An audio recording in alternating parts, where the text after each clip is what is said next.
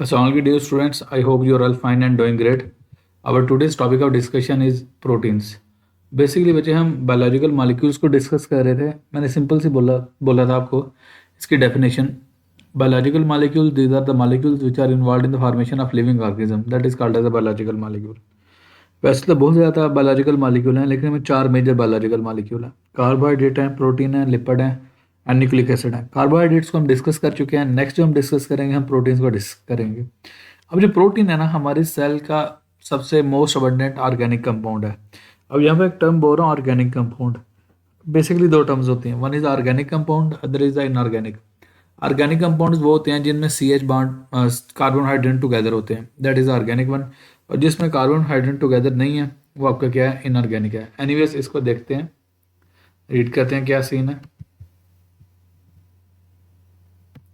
The most abundant organic compound in cell are protein. Cell के अंदर और जितने भी ऑर्गेनिक कंपाउंड उनमें सबसे जो ज़्यादा अबंडेंट है that they may be defined as polymer of amino acids. आप अमीनो एसिड भी कह सकते हैं या अमीनो एसिड भी.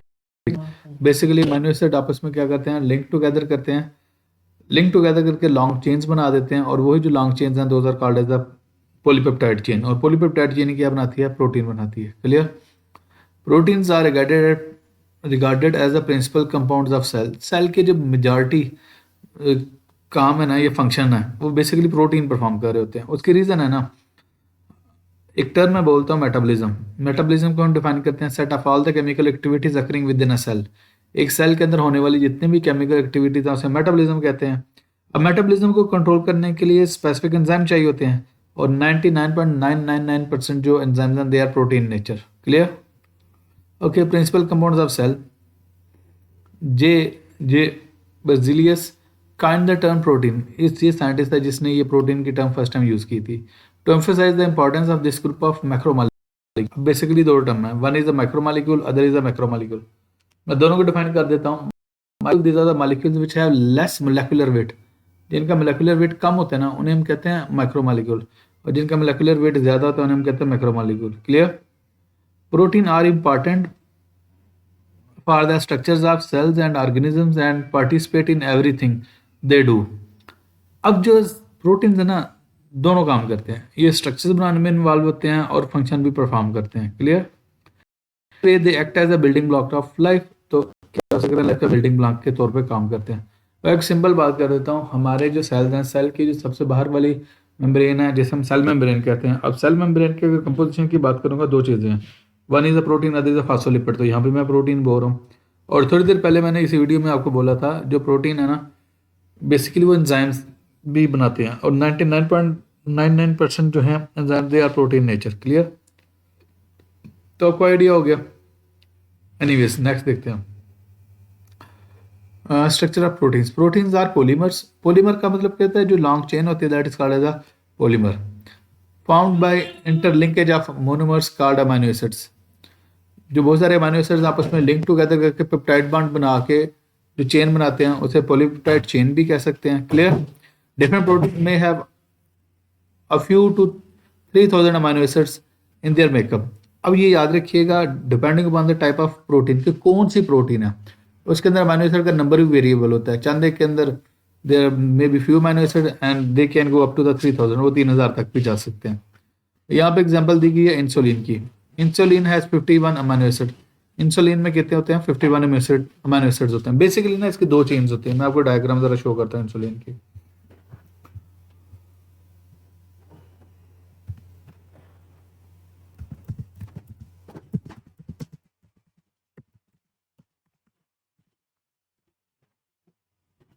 ये यहाँ पे आप देख सकते हैं,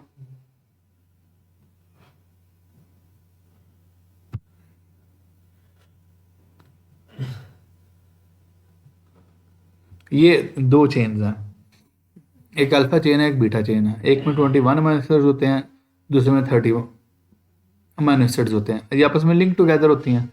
अब ये दो चेन्स मिलके क्या बनाते हैं, इंसुलिन का स्ट्रक्चर बना देते हैं, इंसुलिन की शेप बना देते हैं. क्लियर. और इंसुलिन आपको पता है हमारे बॉडी के अंदर एक ऐसा हार्मोन है जो क्या बनाता है, वो बेसिकली आपके ब्लड के अंदर ग्लूकोज के लेवल को कंट्रोल करता है. That is you can say insulin. अब एक और आपकी बुक में प्रोटीन की बात की गई है जिसे हम कहते हैं हीमोग्लोबिन. अब हीमोग्लोबिन के अंदर 574 है. लेकिन इसकी चेन्स 4 होती हैं, 4 चेन्स होती हैं, 2 अल्फा होती हैं, 2 बीटा होती हैं। मैं आपको शो कर देता हूँ।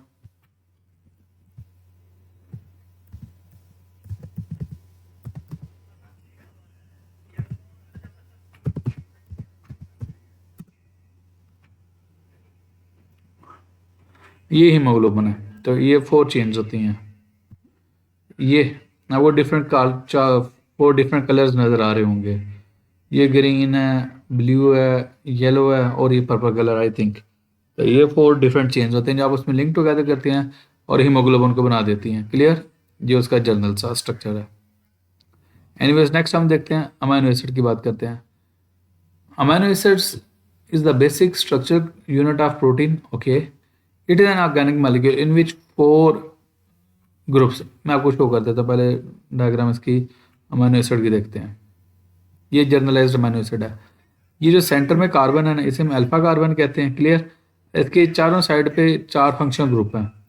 एक हाइड्रोजन है, दूसरी साइड पे क्या उसे कहते हैं, कार्बोक्सिलिक ग्रुप है, एक साइड पे अमाइनो ग्रुप है और ये आर वेरिएबल ग्रुप है। वेरिएबल ग्रुप से मुराद क्या होता है, ये चेंज होता रहता है। याद रखिएगा अमाइनो एसिड्स के अंदर ये कार्बोक्सिलिक ग्रुप, हाइड्रोजन और अमाइनो ग्रुप सेम होते हैं।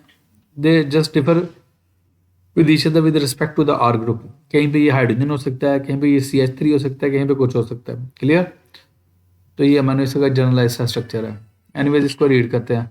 Amino acid is the basic structure unit of protein. It is an organic molecule in which 4 groups, an amino group, a carboxylic group, a hydrogen group and a side group। अब side group जिसके इसने बोल दिया ना, ये variable group है। Variable का मतलब क्या है, जो चेंज होता रहता है। और attach to the same carbon that is alpha carbon. ये बात मैं पहले कर चुका हूँ, तो मैं डायग्राम एक्सप्लेन कर रहा था। All the many different amino acid occur in nature. बहुत सारे डिफरेंट टाइप के जो अमाइनो एसिड है वो नेचर में एग्जिस्ट करते हैं। About 170 different types of amino acid have been reported to occur in the living organ.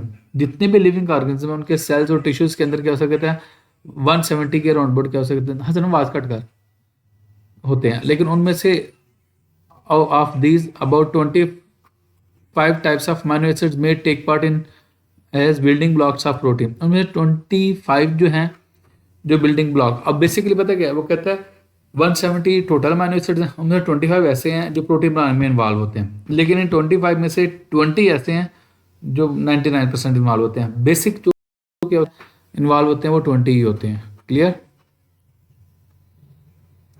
अब ये जो अमाइनो एसिड है ना, ये जो मैंने बोला हूँ डिफरेंट है 20।